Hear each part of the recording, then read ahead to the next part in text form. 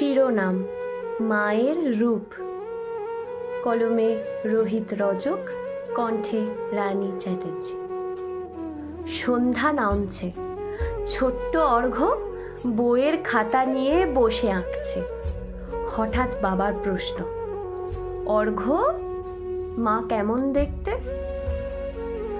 অর্ঘ্য ভেবে বলল, মা কখনো সূর্য, কখনো চাঁদ, কখনো পরী, কখনো আবার রাক্ষসী। বাবা হেসে বলল, রাক্ষসী? অর্ঘ্য গম্ভীর হয়ে বলল, হ্যাঁ, যখন আমি সময় মতো পড়ি না তখন মা রাগ করে, ভীষণ রাগ।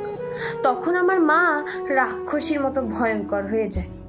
কিন্তু যখন জ্বর হয় তখন সে মাই সারা রাত জেগে বসে থাকে, মাথায় জল দেয়। তখন ওনার মুখটা যেন চাঁদের মতো লাগে। বাবা একটু আবেগে ভেসে গিয়ে জিজ্ঞাসা করলেন, আর সূর্য?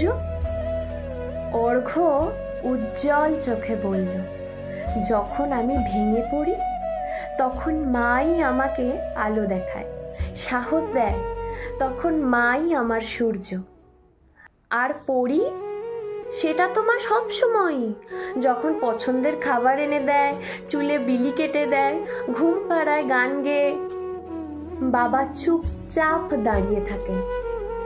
অর্ঘ্যের খাতার পাতায় এখন একটি মুখ, যার এক পাশে রাগ, এক পাশে হাসি, এক পাশে আলো, আর এক পাশে শান্তি।